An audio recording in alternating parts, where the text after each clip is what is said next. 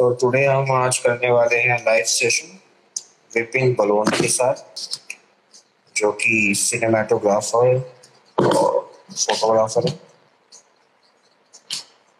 और उनका एक पेज भी है जो काफी अच्छा चल रहा है। तो वेलकम दोस्तों, हमारे गेस्ट का चीफ गेस्ट का विपिन बलोनी।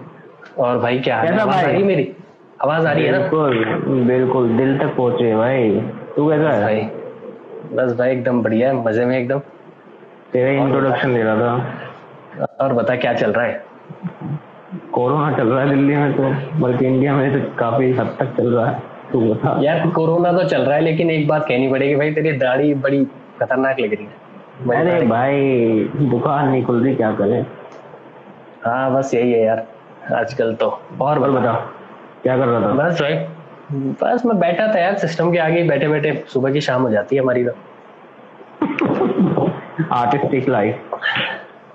हाँ आर्टिस्टिक लाइफ है भाई, यही है। कुछ लोग आ रहे हैं, एक्सपेक्टेड नहीं रहे, आ जाएंगे इतने। थोड़ा लेट हो गया, वरना ज्यादा आ गए। आ जाएंगे धीरे धीरे।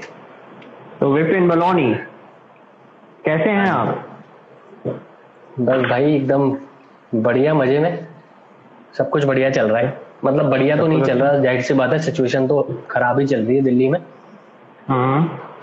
बट ये है कि ठीक है, कुछ ना कुछ यार करते रहता हूँ, कुछ ना कुछ ऐसा, कुछ पॉजिटिव, कुछ ना कुछ अच्छा, जो कि कुछ ना कुछ करते रहो, सीखते रहो भाई, वही चल रहा है। हाँ, कुछ ना कुछ एक्सप्लोरेशन चलती रहती है, किताबों से हो या मूवीज से हो या कुछ भी हो, बस यही है आजकल तो। क्यों ना आप हमारी पब्लिक को बताएं अपने बारे में कुछ। बहुत ही बेहताशा बैठी हुई है आपके बारे में जानने के लिए। अरे भाई, तो जैसा नाम से तो पता चल ही गया होगा, मेरा नाम विपिन बलोनी है। और प्रोफेशनली अगर मैं कहूँ तो मैं एक फोटोग्राफर हूँ। मैं फोटोग्राफी करता हूँ, और फोटोग्राफी के अलावा कुछ और भी काम है जो कि मैं करता हूँ। जैसे कि मेरी एक कंपनी है, किसी एक फ्रेंड के साथ में मेरे, फ्री विल क्रिएटिव्स नाम है उसका। उसमें हम होटल्स के लिए और रिजॉर्ट्स के लिए शूट करते हैं ऑल ओवर इंडिया में। तो काफ़ी सारे शूट्स हम कर चुके हैं होटल्स के लिए, तो वो एक काम है जो करता हूँ। और जो मेरा पर्सनल खुद का इंटरेस्ट है वो ब्लैक एंड वाइट फोटोग्राफी में है, पोर्ट्रेट में या डॉक्यूमेंट्री टाइप फोटोग्राफी जो होती है। तो मेरा पर्सनल स्टाइल जो है वो ब्लैक एंड वाइट फोटोग्राफी है, वो मैं करता हूँ। और बस कुछ पेजेस है इंस्टाग्राम पे जिनका मैं एडमिन हूँ, जिनको मैं पेजेस को मैंने बताया है द पोर्ट्रेट बाजार के बारे में, वो भी बता दे कुछ। अच्छा, पोर्ट्रेट बाजार यार, मतलब ऐसा है कि मैं पहले जब मैं स्टार्ट की थी फोटोग्राफी, तो ये था कि खुद ही शूट करता रहता था, शूट किया, शेयर किया। तो कहीं से मेरे को मतलब ये चीज के बारे में समझ आया कि यार अच्छा रहता है कि अगर हम एक कम्युनिटी बिल्ड करें अपना जो भी हमारा आर्टिस्टिक प्रोफेशन है या एंडीवर है उसके रिगार्डिंग या उसके अराउंड, अगर एक कम्युनिटी को अगर हम बिल्डअप करें तो बढ़िया रहता है। तो ये है कि लोगों से सीखने को भी मिलता है, और बहुत सारे जो लाइक माइंडेड लोग होते हैं उनके साथ में ना इंटरेक्शन होता रहता है, तो बहुत सारी चीजें सीखने को मिलती है। तो वो पेज स्टार्ट किया था 2 या 2.5 साल पहले अराउंड मैंने, द पोर्ट्रेट बाजार। तो उसमें ऑल ओवर वर्ल्ड की ग्लोबली जो भी मतलब पोर्ट्रेट फोटोग्राफर्स हैं उनके काम को वहाँ पे फीचर किया जाता है। तो बस वही है, वो चल रहा है, वो बढ़िया चल रहा है। उसमें हो गए 55,000 के अराउंड फॉलोअर्स हो गए हैं। तो वही है पोर्ट्रेट बाजार। कॉलेज के दोस्त का मैसेज कमेंट आ गया, lucky.music तो देख रहा होगा। हाँ, भाई सिंगर आदमी है, बहुत बेहतरीन गाता है कॉलेज का। अच्छा। सर कह रहा है, क्या नाम था? मैंने lucky.music सर कह रहा है, और ये मेरी मजाक में ले रहा है। अच्छा लक्की भाई, हेलो भाई, क्या हाल चाल है? Bansal, Vipin sir big fan. हाँ बेटा, अरे डिमांड है भाई आपकी। अजी डिमांड है भाई, क्या बात कर रहा है। तो मतलब ऐसी क्या चीज थी जो तुझे ड्रैग करी फोटोग्राफर और सिनेमेटोग्राफर बनने के लिए? मतलब यार जैसे कि आदमी में इंस्पिरेशन वगैरह टाइप होती है। मतलब देख, ऐसा है कि मेरे को ऐसा लगता है ना कि ये जो क्वेश्चन है ना, इसका बहुत लोगों से जब इस क्वेश्चन के बारे में पूछा जाता है, बहुत लोगों के पास में ना बड़े फिलोसॉफिकल आंसर्स होते हैं। मैं तो बचपन से ही ऐसा था और मेरा बहुत इंटरेस्ट था, मैं बना ही इसके लिए था। मेरा ऐसा कुछ भी आंसर नहीं है, बड़ा सिंपल सा आंसर है यार। मैं बहुत कुछ करना चाहता था लाइफ में, ठीक है। एक टाइम पे मैं क्रिकेटर बनना चाहता था, एक टाइम पे मैं चार्टेड अकाउंटेंट बनना चाहता था, पायलट, इंजीनियर, सिंगर, मैं सब बनना चाहता था। तो अच्छा, था क्या कि मेरे साथ में एक्सपेरिमेंट मैंने बहुत सारे किए, कभी कुछ करता था, कभी कुछ करता था, बहुत जल्दी बोर हो जाता था। फिर कहीं पे मैं जब स्कूल में था, मैं अपना स्कूल कर रहा था, 10th के बाद में मैंने कॉमर्स में एडमिशन लिया था। एक साल मैंने 11th करी, फिर मैंने स्कूल छोड़ दिया, स्कूल मैंने ओपन से पढ़ाई की। फिर मैं कॉलेज गया, कॉलेज का इंजीनियरिंग कॉलेज था वो, मैं इलेक्ट्रॉनिक्स एंड कम्युनिकेशन इंजीनियरिंग कर रहा था कहीं से, वो भी मैंने एक साल करी, फिर मैंने वो भी छोड़ दी। ठीक है, फिर मैंने इंग्लिश ऑनर, फिर 12th कंप्लीट करी ओपन से, फिर जो है अपना ग्रेजुएशन इंग्लिश ऑनर्स में कंप्लीट। तो कहने का मतलब ये है कि मैंने अलग अलग चीजें ट्राई करता रहा हूँ, चाहे वो फिर पढ़ाई से रिलेटेड हो, चाहे अपने काम से रिलेटेड हो। तो फोटोग्राफी बस ये है कि एक तरीके से था, मैंने सोचा फोटोग्राफी करते हैं यार। मतलब मेरे पिताजी को अपने टाइम में बहुत शौक था फोटोग्राफी करने का, उनके पास फिल्म कैमरा होता था प्रीमियर का, तो बहुत सारी फोटोग्राफ्स मेरे घर में पड़ी हुई है, हम उन्हें देखते रहते थे ऐसी। तो अचानक एक दिन देख रहे थे तो मुझे लगा यार पापा करते तो चलो एक बार करके देख लेते हैं, ये भी कर लेते हैं, क्या पता मतलब इसमें कुछ हो जाए। तो बस वहां से वो मैंने स्टार्ट किया, और इतनी सारी चीजें कर करके छोड़ रहा था, फाइनली एक चीज ऐसी मिली जिसको इतने लंबे टाइम से कर ही रहा हूँ, उसको छोड़ा नहीं। तो एक तरीके से अगर इस सवाल का एक वर्ड में अगर मैं दूं तो ये बस एक्सप्लोरेशन थी मेरी, ऐसा कुछ नहीं था कि मुझे कैसे पता। बेसिकली तो पहुंच गया करते करते करते करते वो एक ऐसी मंजिल तक, तो खैर अभी नहीं बोलूंगा यार कि मंजिल तक पहुंच गया, बट नहीं, वो तो काफी फार है। उस एक काम, हाँ उस एक मतलब पोजीशन पे पहुंच गया, उस पॉइंट तक पहुंच गया जहाँ पे मुझे एग्जैक्टली पता चल गया कि हाँ ये मेरा इंटरेस्ट के अंदर आता है ये काम, और इसको मैं लंबे टाइम तक कर सकता हूँ। तो एक्सप्लोरेशन थी, ऐसा कुछ भी नहीं था कि सडनली, मतलब वो लोग कहते हैं ना कि सडनली एकदम हो गया मेरे दिमाग में, सपना आया मुझे रात को, अब मेरे सपने में किसी ने बोला मुझे ये करना चाहिए, ऐसा कुछ भी नहीं था। ऐसा सिर्फ एक्सपेरिमेंट कर करके 1 से 2, 2 से 3 ऐसे ऐसे पहुंचता रहा बस। तो एक पर्सनल क्वेश्चन, क्या आपने फ्री में काम किया है? फ्री में यार हाँ, बहुत किया है, बहुत किया है। अब मतलब तो क्या लोग आपके पास आते हैं कि हमारी फोटो खींच दो? अरे बहुत मतलब स्टार्टिंग में तो क्या भाई देख, अब तू भी आर्टिस्ट है, मतलब जो मेरे जो लोग हैं, दोस्त हैं, वो वीडियो देखेंगे, मैं उनको भी बता दूं कि भाई जो प्रणव है वो लिखता है, पोइट्री लिखता है, राइटर है। नहीं भाई मैं तो कुछ नहीं, मैं हाँ कोई बात नहीं, 2-3 शब्द है भाई, हम कुछ नहीं। इतना मॉडेस्ट और हम्बल मत बनो, जो है वो है। तो अब जैसे एज बीइंग एन आर्टिस्ट भाई, तुझे भी इस चीज का अंदाजा होगा, बहुत कोई भी समझ सकता है कि भाई अगर आप कुछ भी काम स्टार्ट करते हो ना, फ्री आपको करना ही पड़ता है। और स्टार्टिंग में जब मैं फ्री करता था, और मैं क्या करता था, तो ये तो चलता रहता है, फ्री काम करो, आपको हाँ पार्ट ऑफ लाइफ है, पार्ट ऑफ योर वर्क है, टैलेंट है कि भाई आपको अपना पोर्टफोलियो बनाना है, अपना भी आपको प्रैक्टिस करनी है, आपको फ्री में काम करना ही पड़ेगा। ऐसा नहीं हो सकता कि आप सीधा एक दिन उठो और बोलो मैं ये करना चाहता हूँ और मैं इतने पैसे चार्ज करूँ, और आपका काम देखा जाए तो कुछ भी नहीं है, कौन देगा? तो आपको क्रॉस मार दिया जाएगा, क्रॉस मार दिया जाएगा। काफी लोग हैं जो काम करवाते हैं फिर क्रेडिट्स वगैरह भी नहीं देते, तो ये तो भाई ये तो आर्टिस्टिक खैर इंडस्ट्री में चलता ही रहता है यार, ये क्रेडिट्स की जो चोरी और लड़ाई है ना, ये चलती रहती है। अरे भाई बहुत है, बहुत, क्योंकि हर किसी को एक दूसरे के ऊपर जाना है ना लड़ाई सारा क्रेडिट हाँ इसी चीज की है कि मुझे ही मिल जाए सारा क्रेडिट, मैंने ही सब कुछ किया है, तो वो ज्यादा बेटर है। So being an artist in middle class family is not accepted by family basically, नहीं मिडिल क्लास में नहीं एक्सेप्ट करते हमारे लोग। तो प्रेशर कैसे हैंडल करता है कि जब तूने बताया होगा घर वालों से, तो कोई बेसिकली मिडिल क्लास में चाहते हैं कि जॉब वॉब करे, पढ़ाई वढ़ाई करे, लग जाए इंसान नौकरी पे।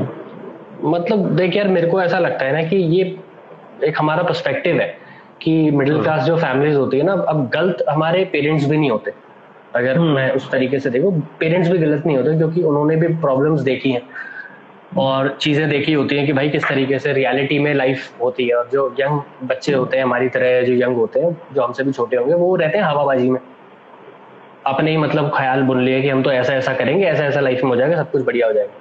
तो पेरेंट्स जो है हाँ, तो होता नहीं है। तो पेरेंट्स जो होते हैं एक तरीके से रियलिटी चेक के लिए रहते हैं कि भाई ये है, उन्होंने देखा हुआ है, तो एक टेंशन होती है। तो वो उनका कहना भी बिल्कुल ठीक है कि तो वो क्या करते हैं ना, मिडिल क्लास फैमिलीज में क्या रहता है ज्यादातर कि भाई एक सेफ एंड सिक्योर जॉब मिल जाए, कोई ऐसा प्रोफेशन या कोई जॉब कहीं पे मिल जाए, गवर्नमेंट जॉब, जो कि हमारे यहाँ जब ज्यादा कहते हैं कि भाई गवर्नमेंट जॉब लग जाओ, ये तो कहते हैं ना सेटल हो जाएगा बंदा, ये तो सेट हो गया मेंटालिटी नौकरी के लिए।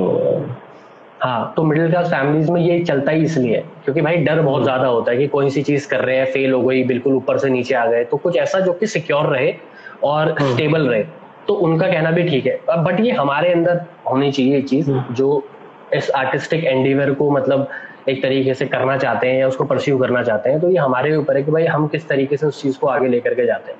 कि अगर हम सीरियस हैं तो वो सीरियसनेस कुछ टाइम बाद, आज नहीं तो कुछ टाइम बाद घर वालों को भी हमारे अंदर दिख जाती है, ठीक है ना। क्योंकि आप ये नहीं कह सकते कि यार मुझे आर्टिस्ट बनना है, मुझे सिंगर बनना है, मुझे म्यूजिशियन बनना है, मुझे फोटोग्राफर बनना है, और फिर आप बैठ करके आपकी अर्निंग कुछ भी नहीं है, आप काम कर नहीं रहे हो, है ना। और फिर आप जब अपना ही ख्याल नहीं रख सकते, क्योंकि फाइनेंशियल चीजें जरूरी है ना भाई, फाइनेंशियल बहुत जरूरी है, आप है ना, आप अपना ख्याल नहीं रख सकते, तो उसके बाद आप ये कहो कि यार नहीं मुझे तो करना ही यही है, तो अभी तो चलो आपके पेरेंट्स आपके लिए कर रहे हैं, बट एक टाइम आएगा जब चलो वो भी देना बंद कर देंगे, आपके ऊपर जिम्मेदारी आएगी, फिर आप कैसे करोगे।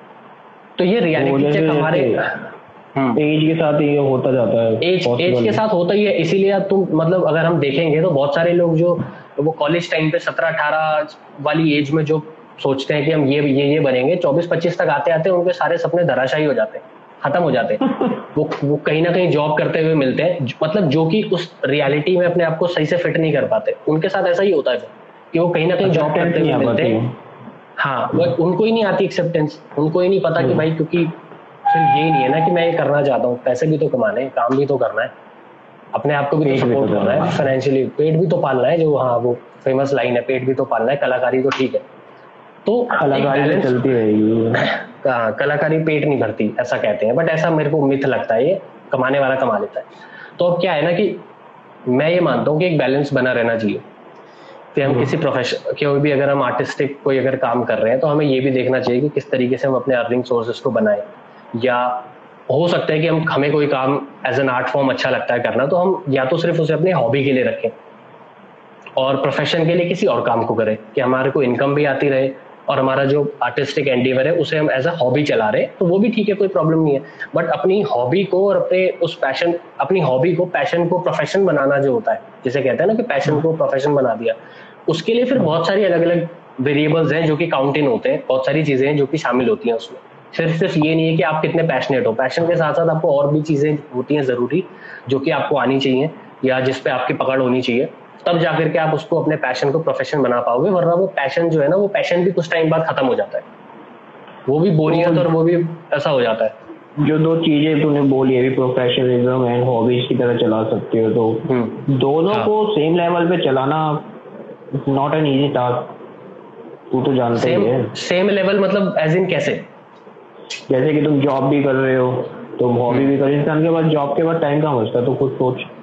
जैसे एक नॉर्मल बंदा जाता है, टाइम नहीं बचता, इसीलिए तो हम उसको हॉबी कहते हैं। हॉबी का मतलब ही ये होता है कि थोड़ा बहुत भी अगर आपको टाइम कभी मिल रहा है तो आपने बस कर लिया, कि चलो भाई आपको फोटोग्राफी करना पसंद है, तो आपने संडे को आपको टाइम मिला, अब कितने भी आप थके हुए हो बट आपकी हॉबी है, आप निकले सड़कों पे या कहीं पे भी, आपने फोटोग्राफी कर ली, आपका शौक भी पूरा हो गया। ये बट ये कहना कि मैं अपने पैशन को प्रोफेशन बना दूंगा, उसके लिए ना पूरा गेम ही उल्टा हो जाता है।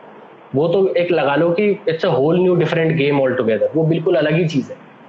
उसमें आपको बहुत सारी अलग चीजों को काउंट इन करना पड़ेगा, बहुत सारे फैक्टर्स ऐसे हैं जो कि आपको देखने पड़ेंगे उस चीज के लिए, कंसीडर करने पड़ते हैं। अब बहुत लोग हैं जो कि मतलब जिन्हें कहते हैं ना कि वो अपने ख्याली पुलाव में दिमाग में रहते हैं, वो काउंट नहीं करते इस चीज को, और फिर वो सफरिंग होती है कुछ टाइम के बाद कि भाई अब वो भी नहीं कर पा रहे जो करना चाहते थे, और जो करना चाहिए था अब वो भी नहीं कर सकते, अब ऐसी स्टेज में आ गए हैं।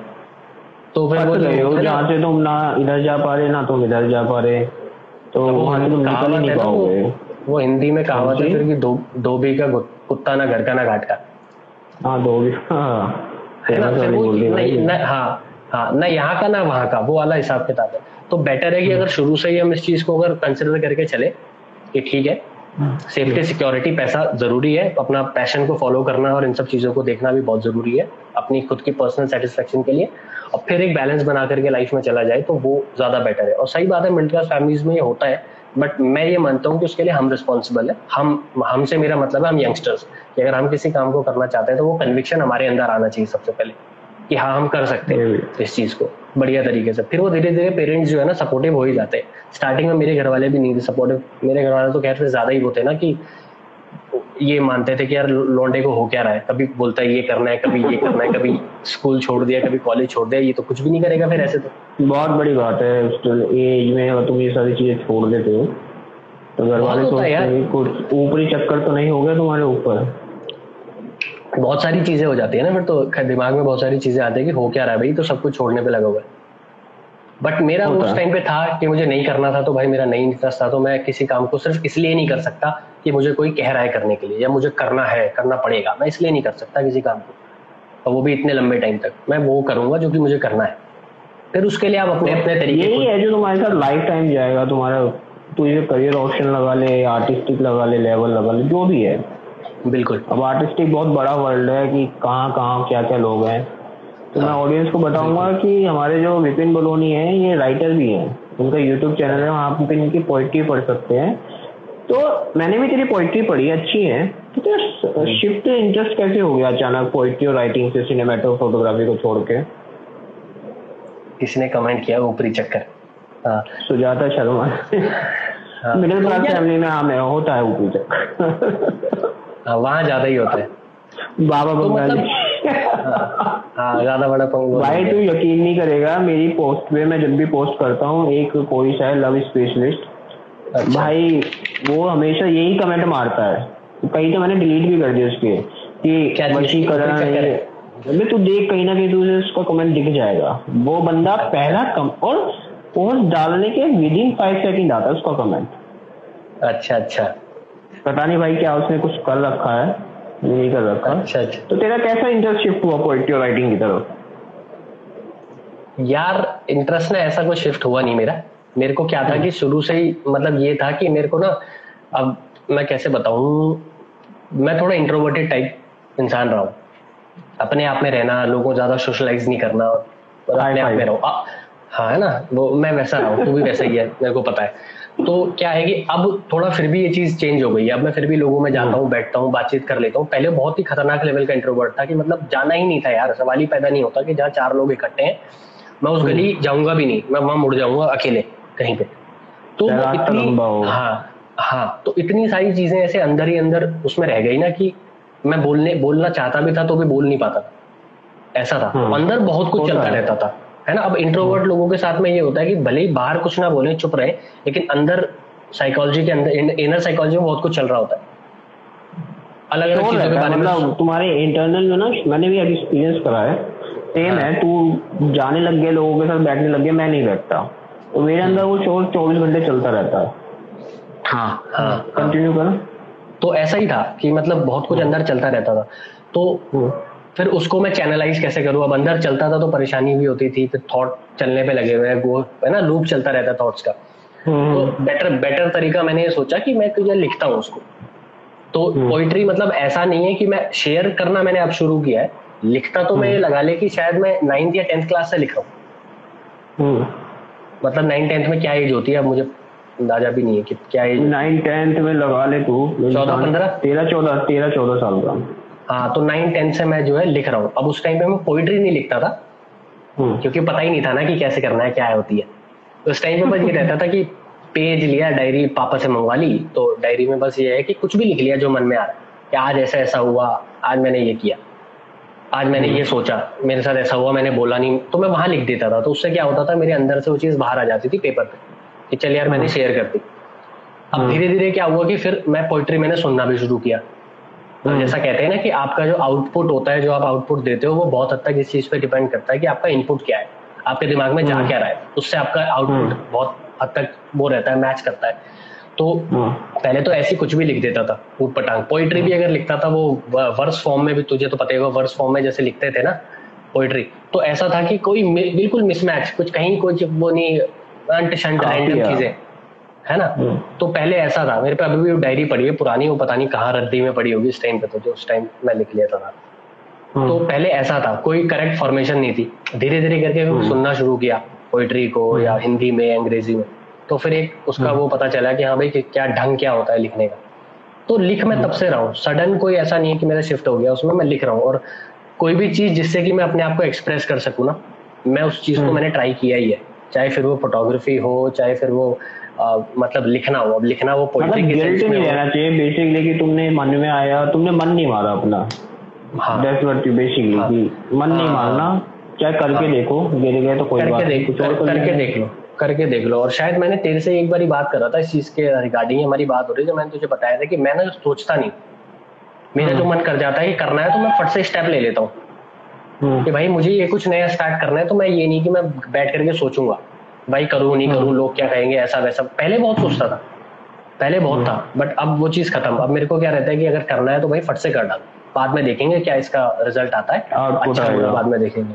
हाँ, तो पोइट्री के साथ में ऐसा ही है। तो अब भी क्या है कि अब भी मैं लिखता हूँ, कभी कभी मैं कम ही लिखता हूँ, वैसे तो अब तो मैं ज्यादा कुछ लिख नहीं रहा हूँ आजकल, बट जो भी लिखता हूँ तो ये है कि कभी खाली बैठा हुआ हूँ तो कुछ मन में आया, कुछ चीज देखी, कोई न्यूज तो खैर मैं सुनता नहीं, बहुत कम, बट कहीं पे कुछ सुन लिया, कुछ देख लिया, कुछ फील हुआ, या रेट्रोस्पेक्ट में कोई पास्ट की कोई चीज को याद कर रहा हूँ, कुछ भी है तो पेन कॉपी उठा करके लिख दिया, बस ऐसी होता है। Pen copy, that's great. Pen copy या पेन वगैरह लिखा ही नहीं जाता मुझे तो ऐप निकालो उसमें लिख दो बेसिकली। हाँ, मैं भी पेन कॉपी का बट आई फील कि तुम्हें ना जब सडन थॉट आता, कोई भी ख्याल आया तुम्हारे पास, मेरे पास जब भी मुझे ख्याल आया मेरे पास पेन और कॉपी बिल्कुल भी नहीं थी।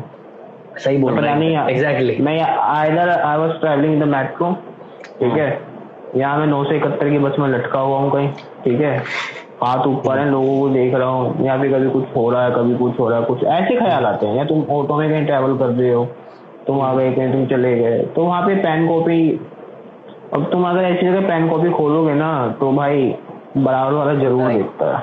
सही मेट्रो में कितनी बार है, कितनी बार हुआ है, कितनी बार हुआ है, और वहाँ पे लोग ऐसे देखते हैं, क्या करो। टिकटॉक वालों को भी ऐसी नजर से, टिकटॉक वालों को भी ऐसी नजर से ना देखते हो लोग। सही कह रहे हैं। हाँ नहीं, ये सही बात है बिल्कुल, मतलब पॉइंट एकदम सही है कि थॉट वो ऐसी ऐसी जगहों पे ही आते हैं, या कभी नहाते हुए आ गया, नहाने जा रहे क्यों कोई थॉट आ गया भाई, वो तो ना, और washroom is the best area, वो मतलब बड़ा आर्टिस्टिक थॉट्स ऐसे, वो आर्टिस्टिक जोन ऐसा है ना, वो बरमूडा ट्रायंगल के लगता है नीचे की दुनिया वही है। तो ना वहीं तुम्हें ऐसे ऐसे ख्याल आते हैं ना, ऐसे ऐसे, वहां तुम पेन कॉपी लेकर कहाँ जाओगे? हाँ, जा नहीं सकते। सही बात है। हाँ, ये तो है। तो आजकल तो एप्लीकेशन बहुत सारी है, नहीं तो एप्लीकेशन काफी है, मतलब फोन में इंस्टॉल होके आती है पहले से, तुम कुछ भी लिख लो, नहीं लिख लो। हाँ सही कह रहे हैं। तो तेरा लिख लेते हैं। तेरा रिएक्शन क्या था जब तेरी फोटो को इंटरनेशनल सेंटर ऑफ फोटोग्राफी में आई तेरी फोटो, तो what was your reaction? As well as तेरी फोटो फीचर हो रखी है व्यू बाग और फ्लिकर वगैरह पे भी, तो क्या रिएक्शन था तेरा? It feels like you are in the heaven. मतलब ऐसा था कि पहले तो मुझे यकीन था नहीं, हुआ ही नहीं था। हुआ क्या है कि ये इंटरनेशनल सेंटर ऑफ फोटोग्राफी जो है ना, न्यूयॉर्क में इनका वो है, ऑर्गेनाइजेशन है, पूरा स्टूडियो जो भी है, क्या कहते हैं उसको, एग्जीबिशन सेंटर है न्यूयॉर्क के अंदर। हाँ, तो उनका कुछ उस टाइम पे ना कुछ कोई हैशटैग उन्होंने निकाला था, उस हैशटैग पे उनके फोटो सबमिशन चल रहे थे एग्जीबिशन के लिए।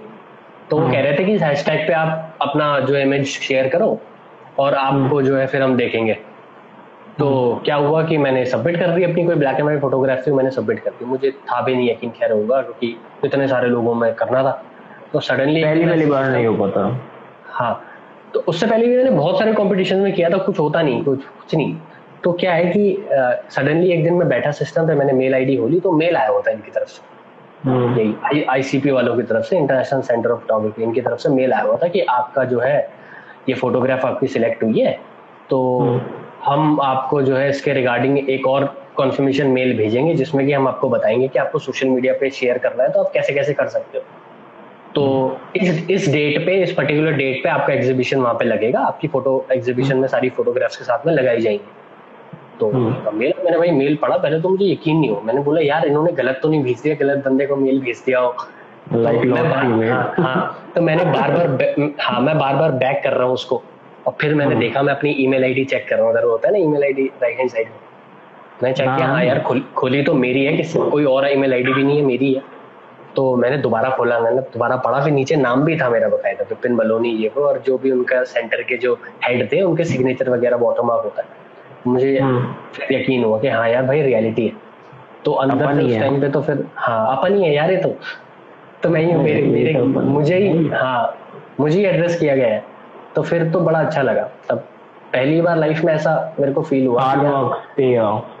हाँ, हार्ड वर्क पेज ऑफ की जो मतलब ऐसा होता है ना कि कोई भी अगर आप काम कर रहे हो, आर्टिस्ट की बात नहीं है, किसी भी प्रोफेशन में हो, आपको अगर रिकॉग्नाइज किया जाता है, आपके काम की सराहना होती है, तारीफ की जाती है, हर किसी को अच्छा लगता है।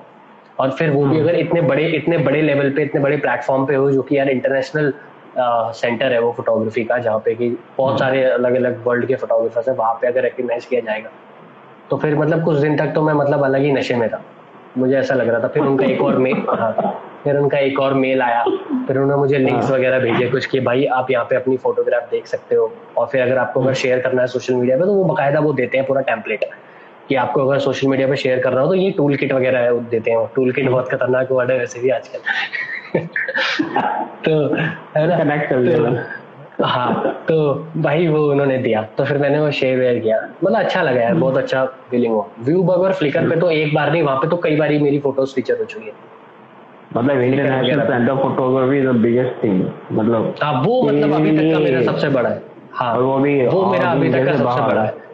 हाँ, वो भी इंडिया से बाहर, वो मेरे लिए सबसे बड़ा था। फिर उसके बाद में वही देख करके ना मेरी किसी से बातचीत हो रही थी, कोई पेंटर है, रंजन कौल नाम है उनका, बहुत अच्छे पेंटर है मतलब। हाँ, फिर उन्होंने भी वो चीज देखी थी, फिर हमारी उस चीज के रिगार्डिंग बात हुई, और फिर उनके साथ में भी मैंने एक इंटरव्यू किया था, मतलब वो रिटर्न इंटरव्यू था उन्होंने उनकी मैगजीन है, कोई ऑनलाइन मैगजीन है, आर्ट एमोर नाम से, artemo.com है या .in है, वो मुझे एग्जैक्टली याद नहीं है।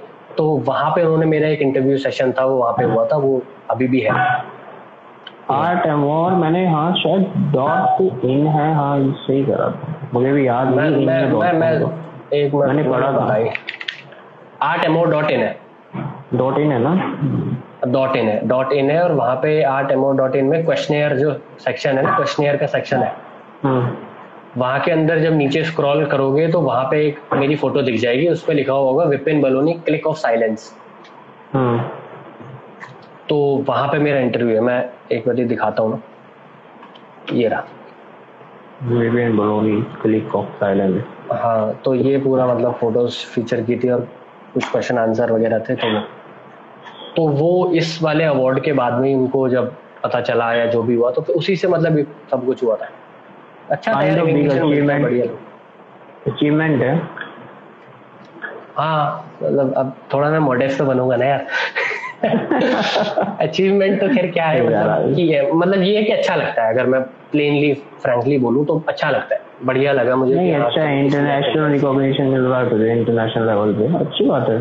हाँ हाँ, बढ़िया है, मतलब अच्छा लगता है, दिल खुश होता है। यहाँ चलो, तो being a photographer, cinematographer, editing is also a part of the job. बिल्कुल। हाँ, और जैसा कि किसी को नहीं पता, कलर ब्लाइंडनेस है,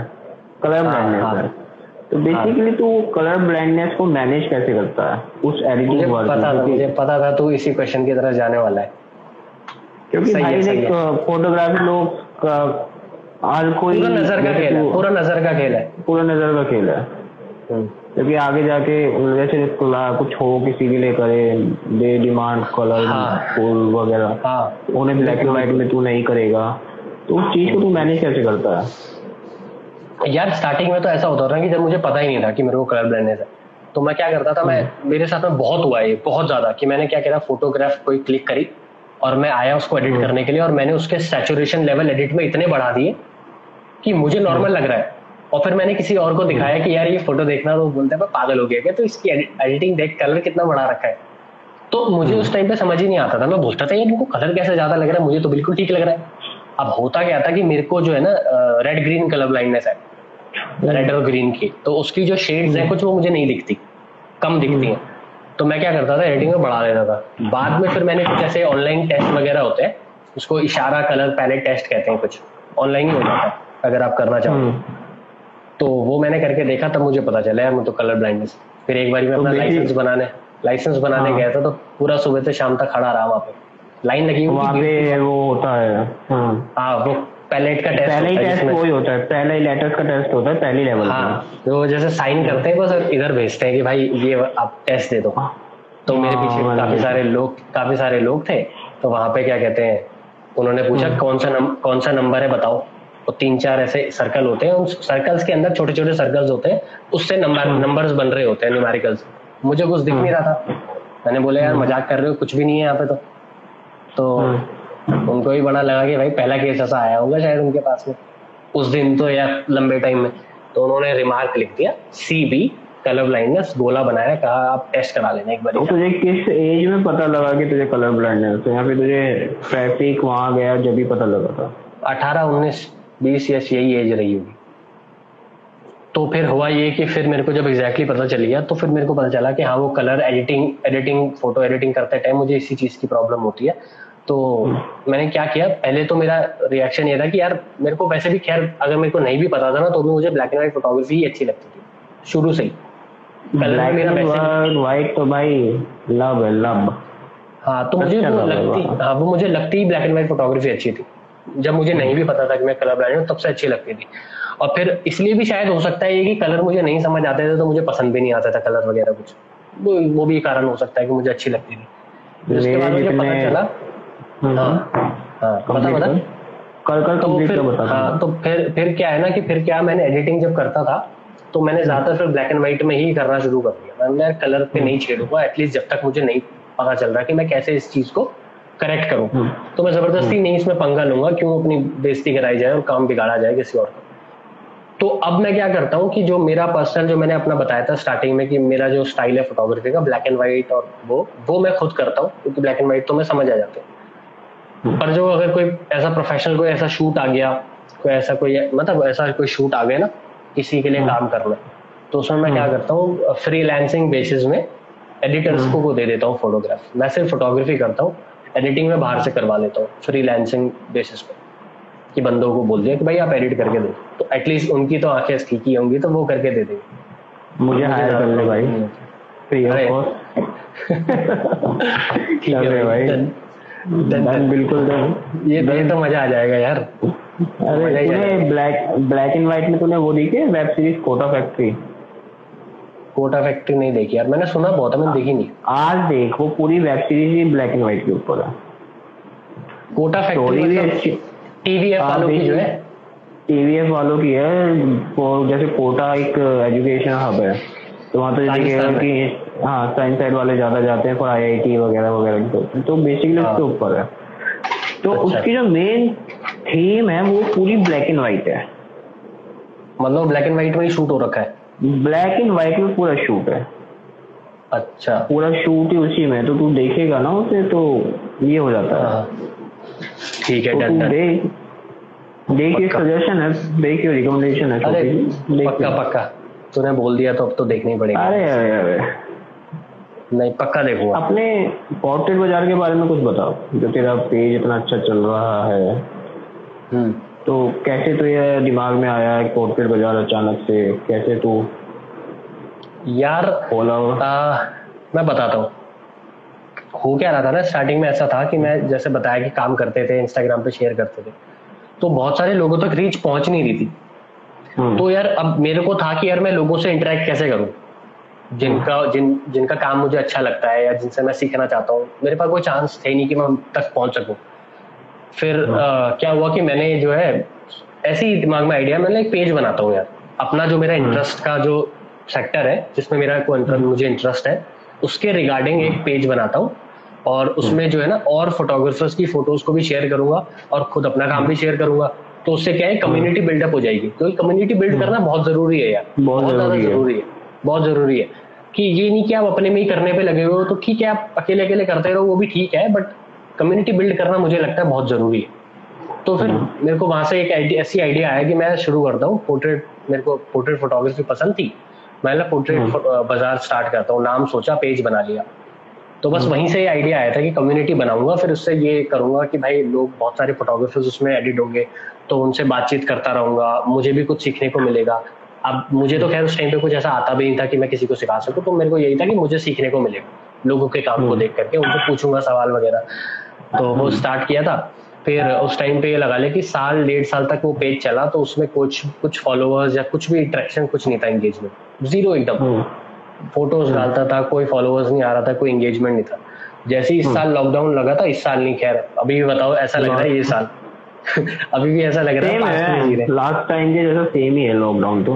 हाँ, तो पिछले साल जब लॉकडाउन स्टार्ट हुआ था मार्च में शायद आई गेस हुआ था, तो जैसे लॉकडाउन शुरू हो वैसे 23। हाँ अब यार एग्जैक्टली पूरा मतलब याद भी है तेरे को तो डेट सही डेट बेसिकली डेट नहीं बोल पाता मैं तुझे। जैसे नाम के पीछे मुझे, मैं भी तुझे विपिन के नाम से नहीं जानता, तुझे बलोनी के नाम से जानता हूँ। सोच, मेरे साथ ये बड़ी दिक्कत है, सरनेम का इशू है मेरे साथ। होता है कंटिन्यू कर ना। हाँ तो क्या बता रहा था मैं, तो वो लॉकडाउन जब स्टार्ट हुआ तब से उस पेज में मतलब ज्यादा इंटरेक्शन होना शुरू हो गया, एंगेजमेंट आना शुरू हो गया। तो लॉकडाउन के बाद से वो पेज बहुत मतलब ड्रास्टिकली ऊपर गया है। मुझे भी नहीं यकीन था ऐसे कैसे जाएगा, और इतनी तेजी से फॉलोअर्स बढ़ने लगे उसमें। तो 1.5 साल में लगभग 1500-2000 फॉलोअर्स थे उस पेज में, इतने ही लोग थे। लास्ट ईयर 2020 में मार्च के बाद से उसमें फॉलोअर्स आना शुरू हुए, और अभी लगा ले 2021 5वां महीना चल रहा है, 55,000 के ऊपर पहुंच गए हैं। तो पेज अच्छा चल रहा है। तो अब ये बहुत सारे लोग जो है अपना फोटोग्राफ्स शेयर करते रहते हैं, उसमें तो फीचरिंग होती है फोटोग्राफ्स की। और सबसे अच्छी बात मैं बताता हूँ क्या हुई है, जब मैं खुद अकेले में फोटोग्राफी कर रहा था ना, खुद से ही बस अपने पेज पे डालता था ये, तो मैं कुछ पेजेस पे सबमिट करता था अपनी फोटोग्राफ्स कि यार वो मेरी फोटोग्राफ को मतलब फीचर करते हैं, शेयर करते हैं। और मतलब उनके मैसेजेस भी नहीं आते थे मुझे रिवर्ट बैक, कुछ नहीं, जो वो पेजेस थे। अब क्या है कि जब से वो पेज मैंने बनाया है, उसके बाद उन पेजेस के साथ में मैं ग्रुप में एडिड हूँ बहुत सारों में, और मेरी रेगुलर उनसे बातचीत चलती है अब। तो ये कम्युनिटी बनाने का एक बेनिफिट होता है कि आप अकेले सिंगल चल रहे हो नहीं, आपको इतना कोई, जब तक कि आप बहुत बड़े नहीं हो जाते कि आपकी इंडिपेंडेंट आइडेंटिटी है। हाँ बता मेरे हिसाब से ये होता है कि आर्टिस्ट बहुत हैं, ठीक है, पर हर किसी का काम बहुत अलग है, क्योंकि सोच अलग है, इमेजिनेशन लेवल बहुत अलग है। तेरे उसमें है, मेरी फील्ड में इमेजिनेशन लेवल अलग है, गधा घाट घोड़ा सब है, ठीक है।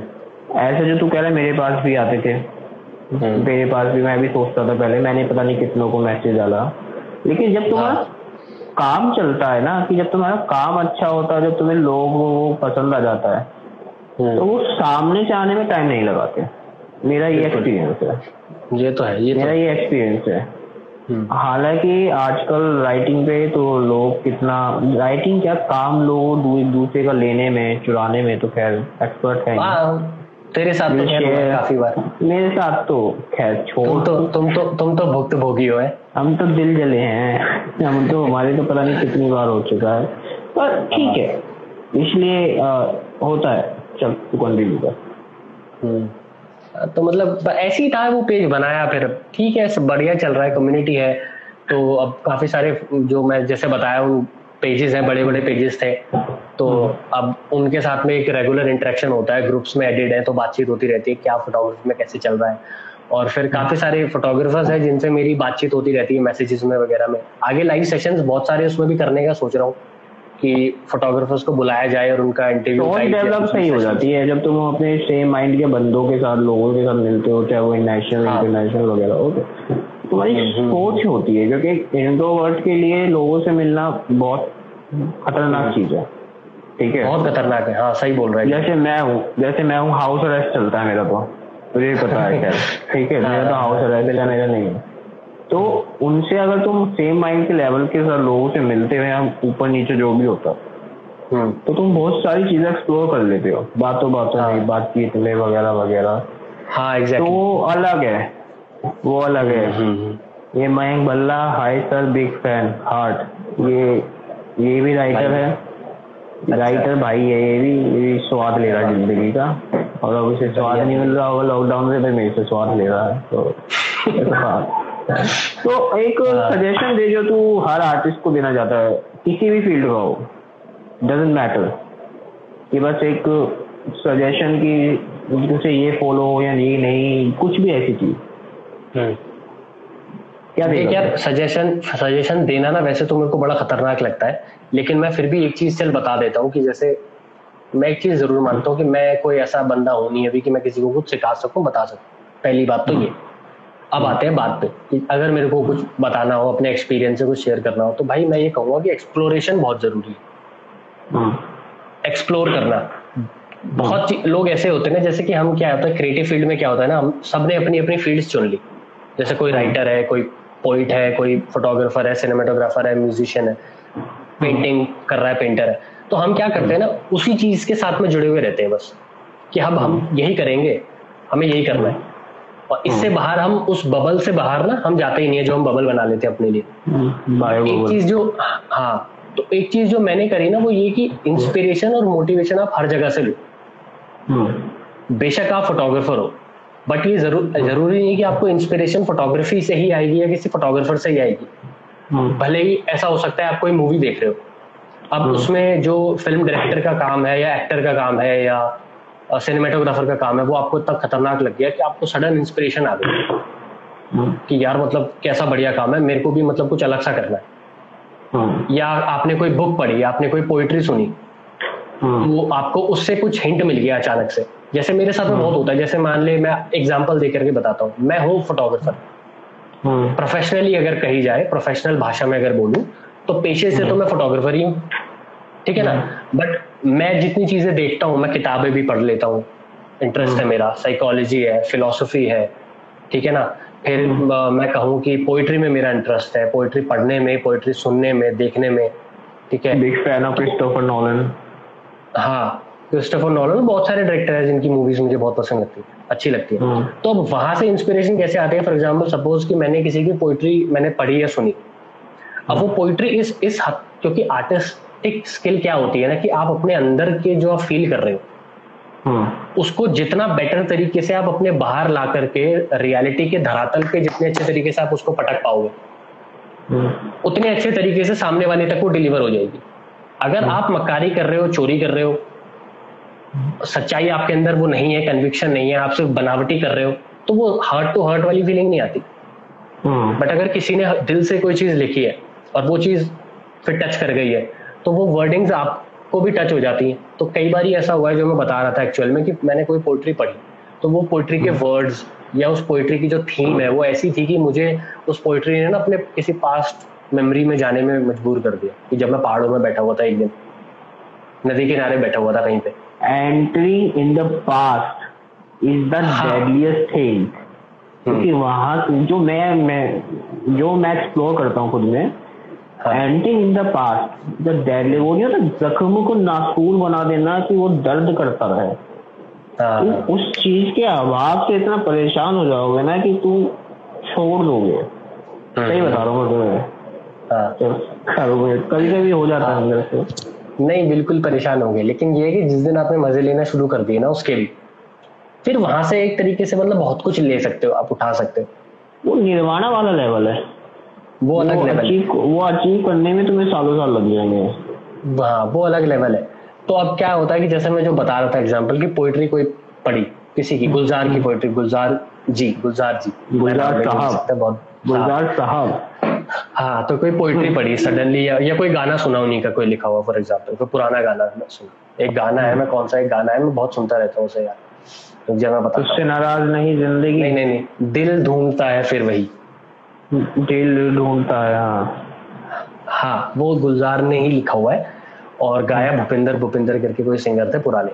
वो गाना जैसे सुना तो कई क्या होता है ना कि वो मेमोरी में चले गए आप, तो वो जो मोटिवेशन आपको अभी प्रेजेंट टाइम पे नहीं मिल रही थी, आप अभी खाली थे, आपका दिमाग नहीं लग रहा था, आपने सडनली वो गाना सुना, आप पीछे गए किसी अपनी मेमोरी में और आपने वो अपने मतलब उस दृश्य को दोबारा से देखा, यार आप पहाड़ों में थे और ऐसा था, और कुछ भी इंस्पिरेशन आपको फॉर एग्जांपल आ गई, और वहां से आपको इंस्पिरेशन आ गई, आप अपने आप को मोटिवेट आपने कर दिया और अब आप दोबारा से अलाइन हो गए अब अपने काम के साथ में दोबारा। तो एक जो सबसे बड़ी सलाह वो ये रहेगी कि चीजों को एक्सप्लोर करना बहुत जरूरी है, सिर्फ अपनी फील्ड में नहीं, अपनी फील्ड में रहो वो तो अच्छी चीज है, बट इंस्पिरेशन का एक ना वो होता है, क्रिएटिविटी में कहा जाता है कि क्रिएटिविटी और इंस्पिरेशन ऐसी चीज है जो आप कहीं से भी आ जाती है, कभी भी आ जाती है, किसी भी कूदते काटते तुम्हारे पास आ जाएगी, कूदते काटते कहीं से भी परसेप्शन, वो एक तरीका ही तुम्हारा आर्टिस्टिक लेवल पे अलग ही होता है।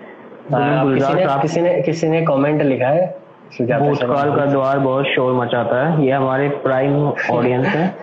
कमेंट ये है, मेरी फ्रेंड है इंस्टाग्राम पे मेरी, ये भी लिखती हैं।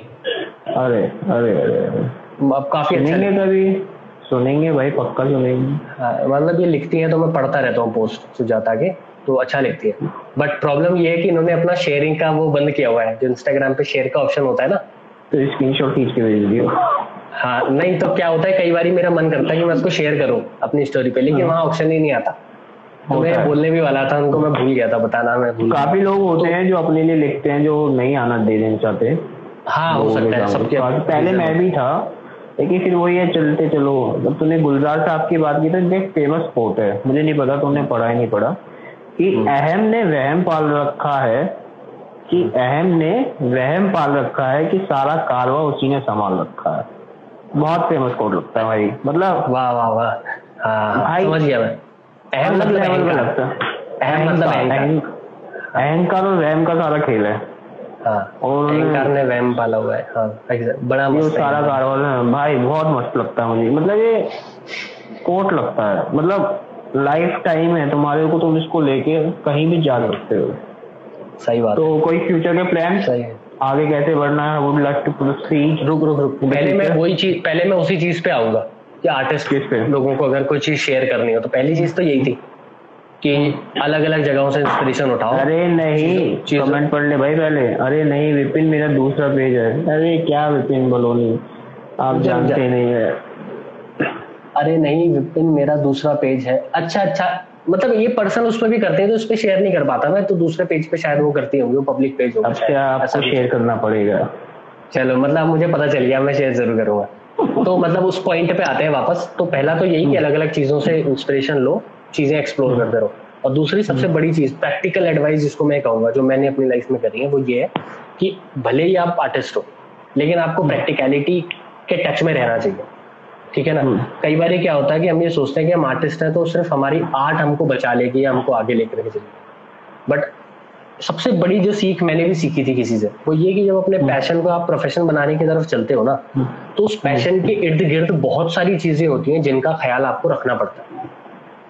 बहुत से स्किल सेट है जो आपको सीखने पड़ते हैं अलग से, अपने पैशन को जगाए रखने के लिए, अपने पैशन को मतलब कैरी ऑन करने के लिए, मैं ये कहूँगा। तो वो जो पैशन की जो एक लॉ होती है ना, ज्योति लॉ, उसको जला करके रखने के लिए आपको जैसे हाथ लगाना पड़ता है। बहुत सारे हाथ चाहिए आपको कि वो बचा के रख सको आप। एक हाथ होता है किसी एक स्किल का, दूसरा होता है किसी एक स्किल का, तीसरा किसी और का। तो बहुत सारे हाथ मिल करके तब वो लॉ बची रहती है।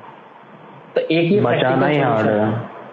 हाँ बट वो बचाना ही हार्ड है, क्योंकि तूफान तो एक, अगर तुम फ्रीलांसिंग है, तुमने स्टार्ट करा, तूफान आके तुम्हारी लॉ को कभी भी हो जाएगा, कभी भी हो जाएगा। फ्रीलांसिंग हाँ, और उसमें फ्रीलांसिंग में तो यही होता है ज्यादातर। ठीक है ना? क्योंकि मैं खुद पर्सनली बहुत लोगों को जानता हूँ ऐसे, क्योंकि प्रोफेशंस में है अपने अलग अलग, लेकिन उसके अलावा वो कुछ नहीं करते, कोई स्किल सेट डेवलप नहीं करी। तो इसकी वजह से होगा क्या ना, उनको लगता है कि यार मेरा इसमें पैशन है, मेरे को तो सिर्फ यही करना है, तो मैं बाकी चीज क्यों करूं यार, मेरा इंटरेस्ट ही नहीं है। जबकि वो इस चीज को भूल जाते हैं कि अगर आपने अपने पैशन के साथ साथ में और बाकी चीजें जो जरूरी हैं उसके साथ इनलाइन है, वो नहीं सीखी ना, तो आपका पैशन भी बहुत लंबे टाइम तक रहने वाला नहीं है। ठीक है ना? वो भी बहुत लंबे टाइम तक टिका नहीं रहेगा अगर प्रैक्टिकली आप देखने की कोशिश करोगे तो। और वैसे भी आज के सिनेरियो में, अभी कंटेम्परेरी सिनेरियो में जब देखा जाए, तो पहले तो चलो ये था कि आप किसी चीज में अच्छे हो, आपने कुछ शेयर किया, आप में टैलेंट है, आप आगे पहुंच गए। आज क्या है कि कंपटीशन इतना बढ़ गया है, इतना ग्लोबल लेवल पे कंपटीशन हो गया जब से नेट का एडवेंट हुआ, इंटरनेट का और सोशल मीडिया का, कि आपको अपने स्किल के साथ साथ और बाकी एडेड स्किल्स आनी जरूरी है भाई। ऐसा हो ही नहीं सकता कि आप अपना काम करते हो और आपको कुछ और आता नहीं है, आपको खदेड़ के रख दिया जाएगा, आप बिल्कुल आपको साइड लाइन कर दिया जाएगा। मेरे हिसाब से अगर आपके पास रियल टैलेंट है तो आपको उस मुकाम तक पहुंचाने के लिए जो भी तुम एक सर्टेन लेवल देखते हो, बहुत चीजों को तुम्हें नोचना पड़ेगा। नोच के ऊपर तुम पेड़ के ऊपर चल रहे हो। बिल्कुल। क्योंकि तू एक, जैसे तू और मैं है एक आर्टिस्ट है, हम समझते हैं आर्टिस्ट लेवल पे, we are not a content वो वीडियो क्रिएटर एंड ऑल, जैसे समझता चीज जो मैं किस सेंस में कहाँ ले जाना चाहिए। ठीक है कि वहाँ पे बहुत ज्यादा लिया कुछ भी, और कुछ जैसे सेक ऑफ कुछ कर लिया, ये कर लिया, वो हमसे नहीं हो पाता। क्यों नहीं हो पाता मुझे नहीं पता। इवन मैं इंस्टाग्राम पे रील्स अपनी फेस की नहीं डालता, मैं काफी दिन से सोचता हूँ, साल 2 साल हो गए जब जाके मैंने एक डाली। अच्छा। सोच नहीं जा पाती कि तुम उसको करके वहां जाओगे। तो basically if you are an artist, अब जैसे मैं हूँ, मैं लिखता हूँ, ठीक है, तूने मुझे बताया इसके साथ साथ एडिटिंग भी जरूरी है, क्योंकि तुम किसी के ऊपर रिलाई नहीं कर सकते, तुम डिपेंडेंट। सबसे बड़ी बात, सबसे इम्पोर्टेंट बात यही है, रह ही नहीं सकते। अगर तुम किसी के ऊपर रिलाई या डिपेंडेंट कर दिए, इसके ऊपर भी एक कोट था, पीठ पे लगे खंजरों को गिना मैंने, पीठ पे लगे खंजरों को गिना मैंने, तो ठीक उतने ही थे जितनों से गले मिला था। तो एक मेरा दोस्त है देवांश शर्मा, ये उसने लिखा था, तो ये मुझे बड़ा सॉलिड लगता है।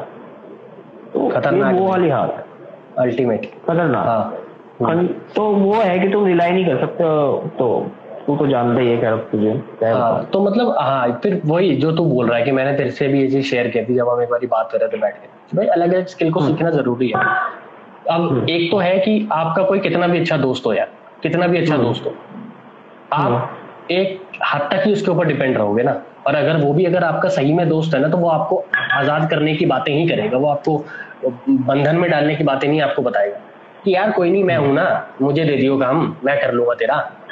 तो इससे तो फिर मैं सामने वाले को डिपेंडेंट ही बना रहा हूँ ना अपने ऊपर, डिपेंडेंसी तो क्रिएट कर रहा हूँ उसकी।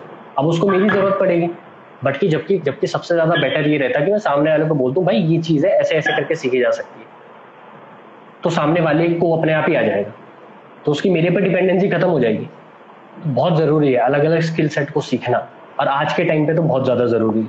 अगर जो दो दोस्त हैं, देख तू मान सही है, तू आजाद होना चाहिए दोस्त तुम्हारा। अगर तुम्हारा कोई बहुत अच्छा दोस्त है, जैसे दोस्त तो नहीं भाई जैसा है, तो अगर तुम दोनों मिलके कुछ काम करते हो तो उसको ग्रो होने का मतलब without conflict of any interest, तुम दोनों एक साथ मिलके पर्सनल इंटरेस्ट से काम करते हैं दूसरे की ग्रोथ के लिए, तो भाई वो अलग लेवल का है।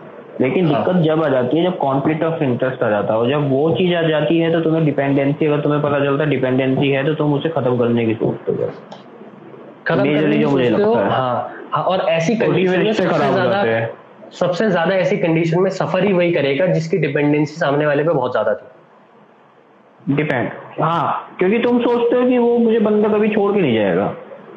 और ये मतलब ह्यूमन जो साइकोलॉजी है, ख्यालों में याद रखना, मतलब ह्यूमन साइकोलॉजी और ह्यूमंस के जो मतलब वो है ना तरीके काम कर रहे हैं, उनको बड़ा लाइटली ले लेते हैं। अरे ये को छोड़ के थोड़ी ना जाएगा, ये तो बिल्कुल मेरा मित्र, ऐसा थोड़ी ना होता है। अरे मेरे तो पास के कितने मित्रों ने गए भाई, ह्यूमन कितने हैं भाई, वो तो इंसानों से नहीं जानवरों से लगाव हो गया।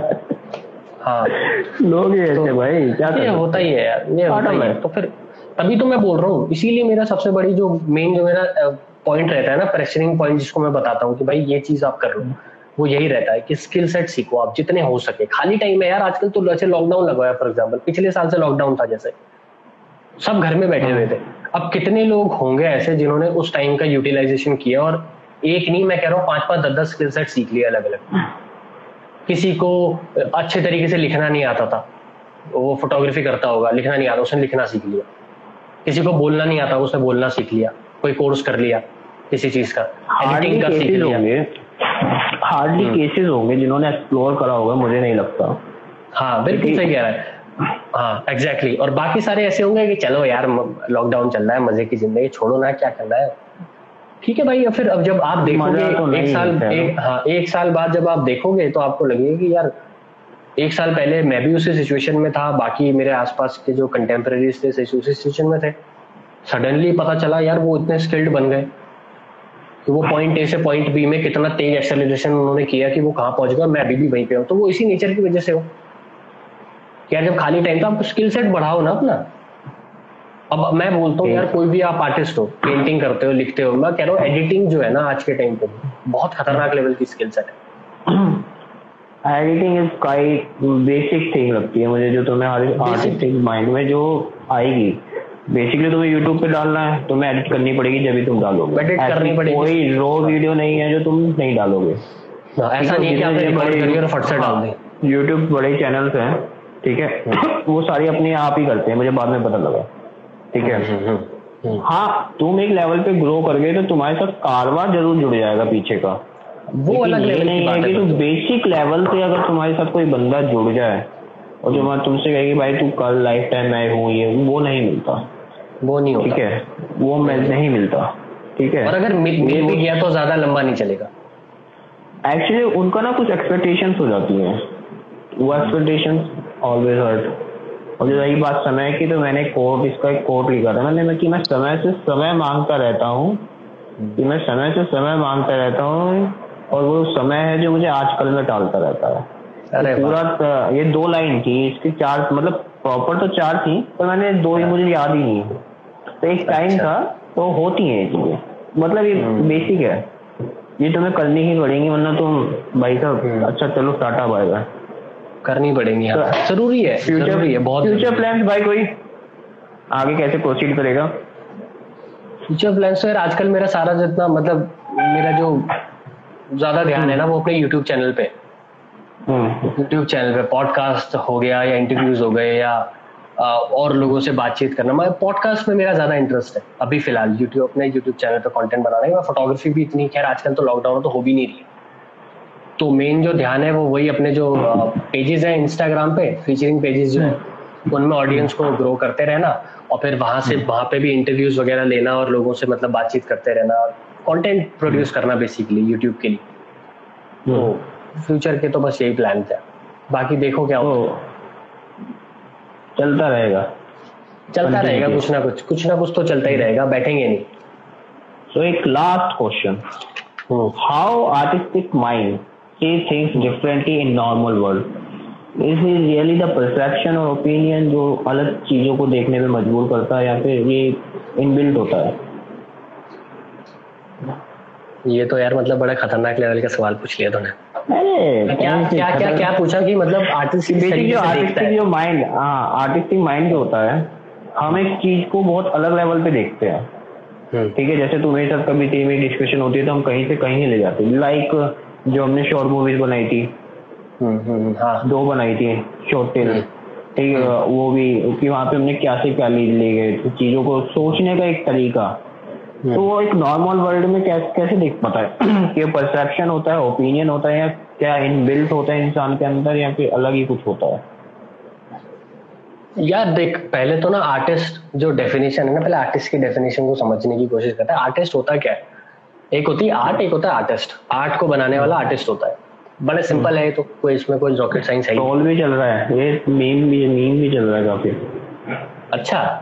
अच्छा वो आर्ट और आर्टिस्ट वाला, दिस इज भाई बड़ा गना। हाँ, तो आर्टिस्ट का क्या रहता है ना कि कुछ ना कुछ क्रिएट करने की एक अर्ज रहती है अंदर से, क्योंकि ज्यादातरों को देखेंगे ना कि अपने आप को एक्सप्रेस करने की इच्छा हर किसी के अंदर होती है। कुछ लोग होते हैं जिनको कि वो एक्सप्रेस करने के आउटलेट्स अलग अलग मिल जाते हैं, ठीक है ना? फॉर एग्जांपल कि कोई पेंटिंग करता है, कोई लिखता है, कोई फोटोग्राफी करता है, कोई गाता है, म्यूजिक बनाता है। कुछ लोगों को ये आउटलेट्स मिल जाते हैं अलग अलग कि वो खुद को एक्सप्रेस कर सके, और ये मैं मानता हूँ कि हर किसी के अंदर इच्छा होती है यार। कोई ये मैं कह ही नहीं सकता कि किसी के अंदर ना इच्छा हो कि वो अपने आप को एक्सप्रेस करना चाहे, कि नहीं है उसके अंदर ये इच्छा। सबके अंदर रहती है, हर कोई चाहता है कि उसकी बात को सुना जाए, उसकी बात को समझा जाए, और उसको जो वो अंदर से चाह रहा है या जो जैसे वो देखता है चीजों को, वो अपना नजरिया लोगों के साथ में शेयर कर सके, ठीक है ना? हर कोई चाहता है। कुछ लोगों को वो जरिए मिल जाते हैं, वो आर्टिस्ट कहलाते हैं। कुछ लोगों को नहीं मिलते, वो जिंदगी के उसी ढर्रे में घुस जाते हैं और वैसे ही लाइफ जीते हैं, जैसे कहते हैं ना कि एक well settled well planned life होती है।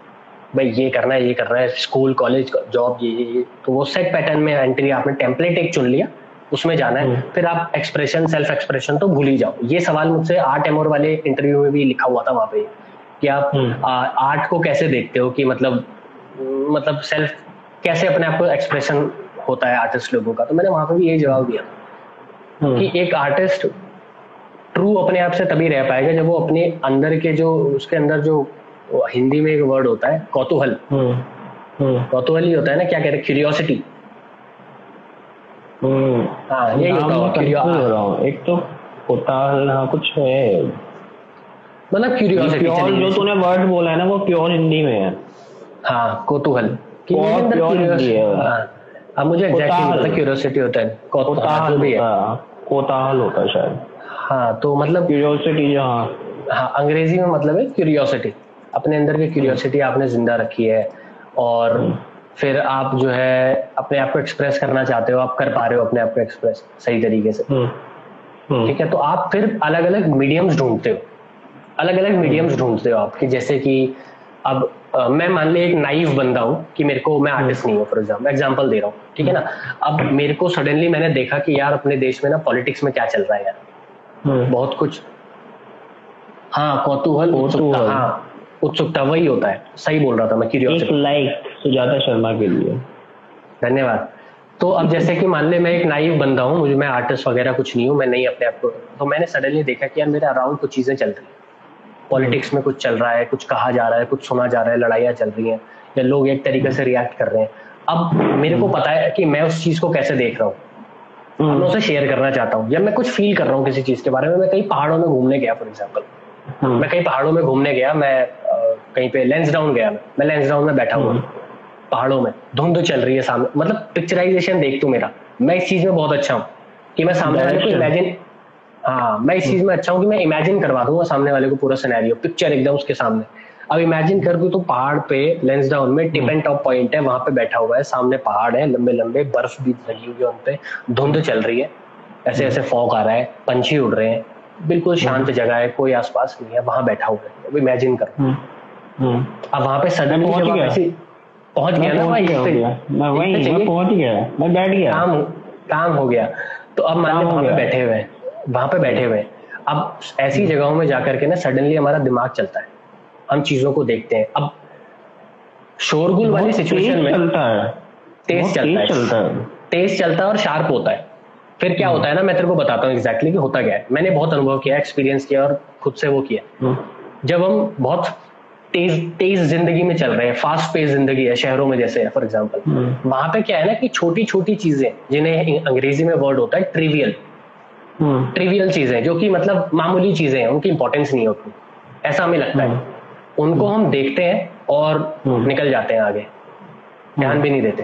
लेकिन सडनली जब हम ऐसी जगह में जाते हैं ना, जो मैंने अभी दृश्य बताया, वहां पे क्या होता है, एक पहाड़ की चोटी को भी अगर हम देख रहे हैं तो अंदर कुछ ना कुछ चल रहा होता है कि यार, मतलब हम कुछ सोचते हैं यार कैसा है यार, ये पंछी उड़ रहे हैं यार, ये कैसे जा रहे होंगे, इनके दिमाग में क्या चल रहा होगा, ये सोच भी रहे होंगे कुछ, या कैसे बने काइंड ऑफ। हाँ, तो बेसिकली हम सोचते हैं उस चीज में, उसे कहते हैं कि हम इमेजिन कर रहे हैं या सोच रहे हैं, कुछ ना कुछ हमारे अंदर चल रहा है, ठीक है, विचार चल रहे हैं। वहां पे रेट्रोस्पेक्शन भी आता है कि हम रेट्रोस्पेक्ट में पीछे की कोई चीज सोच रहे हैं, या इंट्रोस्पेक्शन भी आता है कि हम अपने आप को ही कुछ देख रहे हैं।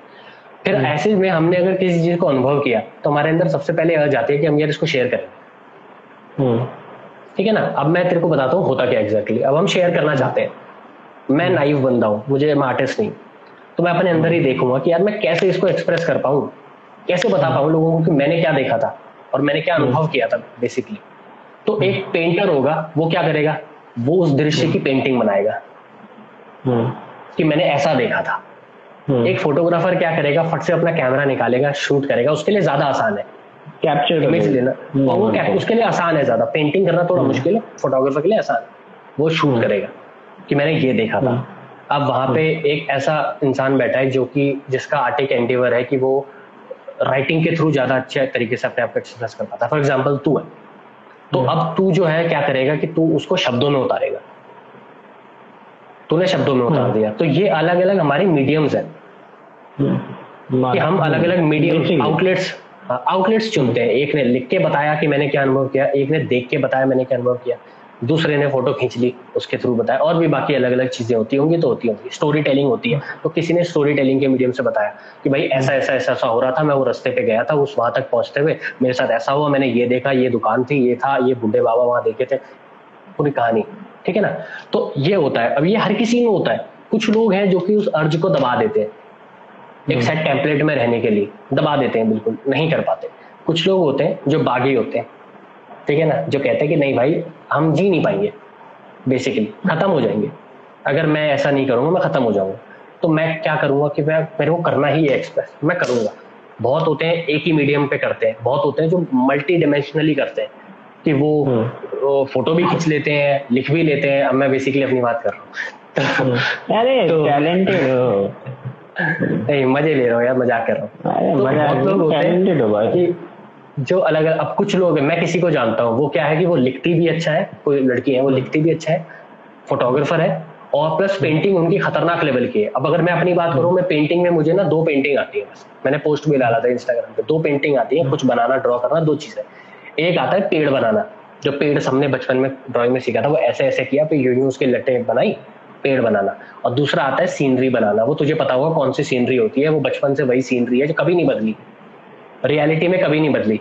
वो एक पहाड़ बीच में से नदी, घर यहाँ पे भाई मैं बचपन में ना ड्राइंग के सब्जेक्ट में क्लास में पिटा हूँ, वो भी प्रिंसिपल से, क्योंकि मैं कलर करके नहीं ले गया था इसी पेंटिंग में।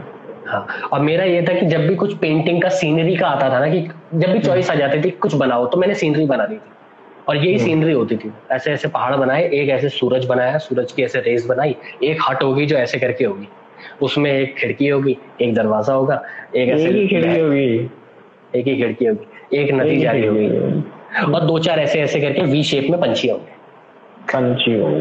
पंछी उड़ रहे। ऐसा है मेरी पेंटिंग का। लेकिन मैं जिस लड़की की बात बता रहा हूँ, जिस लेडी की बात बता रहा हूँ, वो तीनों फॉर्मेट में, अरे भाई वो भी है, फोटोग्राफी, पेंटिंग भी। मैं इमेजिन कर सकता हूँ जो भी तू पेंटर की बात कर रहा है, जो भी कुछ है बहुत खतरनाक अलग ही लेवल के होते हैं कि मतलब, और कुछ ऐसे होते हैं जो, जैसे कि मैंने किसी का पढ़ रहा था यार, और बहुत फेमस पेंटर है यार पुराने, उनकी पेंटिंग बहुत, दाविंची है शायद, दाविंची पुराने, बाहर के दाविंची, इटालियन, लियोनार्डो दाविंची नाम है शायद। Leonardo Da Vinci. एक मिनट रुक जा यार, मैं गलत नहीं बोलना, वही है लियोनार्डो डिकैप्रियो तो हॉलीवुड एक्टर हो गया वो तो गजब है भाई। हाँ, अब लियोनार्डो डा विंची मैंने डाला ना, यहाँ पे लिखा हुआ है कि वो पेंटर भी थे, ड्रॉट्समैन थे, इंजीनियर थे, साइंटिस्ट थे, थ्योरिस्ट थे, स्कल्पचर थे, आर्किटेक्ट थे। अब तो लगा ले वो किस लेवल का उनका आर्टिस्टिक एंडेवर था, कि वो कहाँ जाकर के सोचते थे। बंदा पेंटिंग भी कर रहा है, लिख भी रहा है, स्कल्पचर भी बना रहा है, आर्किटेक्चर भी है, आर्किटेक्ट भी है, अलग अलग मीडियम से कर रहा है। तो अब बाकी उसी क्वेश्चन पे आते हैं दोबारा से। कौन सा क्वेश्चन था कि कैसे देखता है? तो अब देखता क्या है, अब देखने पे आते हैं कि नजरिया का क्या है। सबसे पहले होता है कि परसेप्शन की तूने जैसे बात की थी, तो परसेप्शन से पहले एक चीज आती है, वो होता है बिलीफ सिस्टम, बिलीफ कि हम क्या बिलीफ है हमारा, हम क्या मानते हैं, उस बिलीफ से परसेप्शन बनता है। परसेप्शन होता है बेसिकली कि हम किसी भी एक दृश्य को या किसी इंसान को क्या मीनिंग बना लेते हैं, हाँ क्या मीनिंग कर लेते हैं, ओपिनियन क्रिएट करना, कैसे देखते हैं, परसेप्शन होता है। परसेप्शन से फिर फर्दर अगर आगे जाए, परसेप्शन से बनता है पर्सपेक्टिव। पर्सपेक्टिव होता है पॉइंट ऑफ व्यू, वो बिल्कुल पक्का हो जाता है कि मैं मानता हूं कि एक्स काम करने वाले लोग अच्छे होते हैं, मेरा बिलीफ है। बिलीफ से मेरा एक परसेप्शन बन गया कि मैं जैसे इसी चीज को देखूंगा मैं ऐसा फील करूंगा कि ये अच्छा है, ये बुरा है। उस परसेप्शन से मेरा पॉइंट ऑफ व्यू फर्दर बन गया, भाई ये तो ऐसे ही होते हैं, ठीक है ना। तो आर्टिस्ट का क्या है कि वो हर चीज में ऐसे देखता है कि मैं एक्सप्रेस कैसे कर सकूं खुद को। और एक आर्टिस्ट के लिए सबसे जरूरी चीज यही है कि वो अपने आप को सबसे ट्रूएस्ट फॉर्म में एक्सप्रेस कर सके। सेल्फ एक्सप्रेशन जो वर्ड है, राइट वर्ड, वो ये है कि सेल्फ एक्सप्रेशन इस तरीके का हो कि आप बिल्कुल ऑनेस्ट रह करके जो फील कर रहे हो उसको आप उतार सको। पेपर पे उतारना है पेपर पे उतारो, कैनवस पे उतारना है कैनवस पे उतारो, फोटोग्राफ में उतारना है फोटोग्राफ पे उतारो, म्यूजिक में उतार दो, शेयर कर दो, उसकी जरूरत है, उसकी जरूरत है। और आज तो बहुत ज्यादा जरूरत है। आज अक्लमंद लोगों ने जो गंद फैलाया हुआ है ना हर जगह, उससे ज्यादा बेटर, उससे ज्यादा जरूरी है कि आर्टिस्ट, एक लाइन थी, एवरीवन इज अ आर्टिस्ट, ठीक है, लेकिन सक्सेसफुल हर कोई नहीं हो पाता, ठीक है। आज के टाइम पे एवरीवन इज सक्सेसफुल पर आर्टिस्ट कोई नहीं हो पाता। दोनों अलग अलग, वो दोनों अलग अलग चीजें हो गई है। आजकल के लोग सक्सेसफुल हैं पर वो आर्टिस्ट नहीं है, ठीक है। क्योंकि अब तुमने पूछेगा तुम क्या है किसी के गानों पे, if you are creating reel, तो बनाया तो किसी और ने है ना गाना, पार्ट और अलग है, कुछ चीजें कुछ है, कुछ इलॉजिकल वो चल जाते हैं आजकल। इलॉजिकल क्या बताऊं, कॉन्सेप्ट अलग ही लेवल के भाई, अलग डेडली कॉम्बो भाई साहब जो है। और फिर सबसे बड़ी बात ये है कि फिर ऐसा जो करते हैं वो अपने आप को आर्टिस्ट भी कहते हैं। हाँ मैंने देखा आर्टिस्ट। और आर्टिस्ट का मतलब होता है, आर्टिस्ट का क्लियर का डेफिनेशन है कि वो बंदा जो कि आर्ट को क्रिएट करता है अलग अलग मीडियम्स के थ्रू। तो भाई आप कौन सी आर्ट क्रिएट कर रहे हो? म्यूजिक किसी और ने बना रखा है, गाना जो तू एक इंसान है, तू आर्टिस्ट है, तू फोटोग्राफी वगैरह करता है, लेकिन तू अपने मुंह से ये कहने में भी डरेगा कि मैं एक फोटोग्राफर हूँ, cinematographer, I am an artist. सही कह रहा है, ठीक है।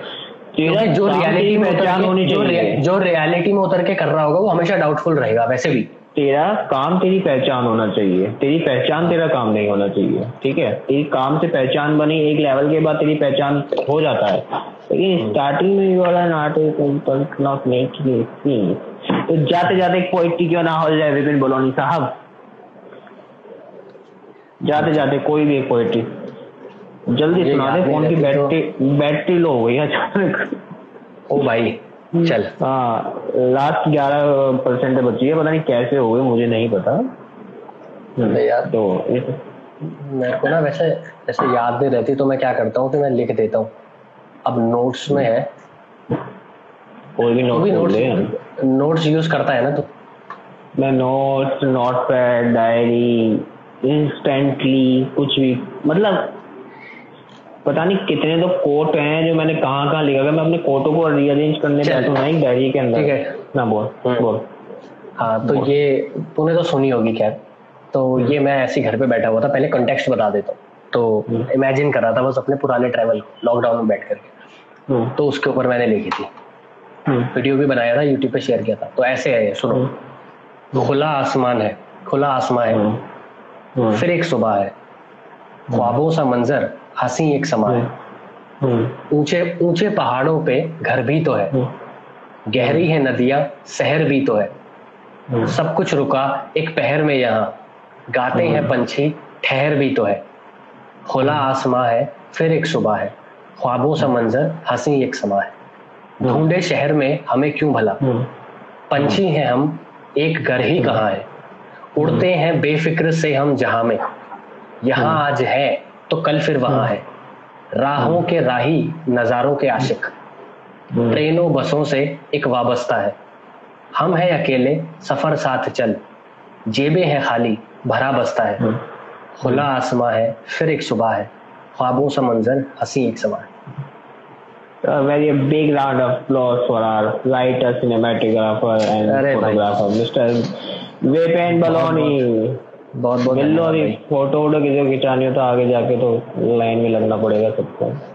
अरे भाई ऐसा लगता है, मिल लो। अरे होगा, वही तो करने बैठे हैं, देखते हैं क्या होता है फ्यूचर में। तो भाग रहा हूँ सपनों के पीछे, बिल्कुल भाग रहा हूँ सपनों के पीछे, रोज गिर के उठ जाता हूँ। भाग रहा हूँ सपनों के पीछे, रोज गिर के उठ जाता हूँ। कहीं खो ना जाऊं लंबी रातों में, इसलिए आजकल मैं कहाँ सो पाता हूँ। अरे भाई तो इसी के साथ हम अपना अंत करेंगे आज का। तो मिलते हैं जल्द अगले एपिसोड में। धन्यवाद भाई, धन्यवाद तुझे भी और बाकी जितने भी लोग capture crew. Thank you so much Sujata Sharma, हमारी प्राइम ऑडियंस, प्राइम मेंबर, और बाकी तो कोई। धन्यवाद, चलो मिलते हैं। Thank you so much. मिलते हैं भाई, फिर है। Bye bye bye bye.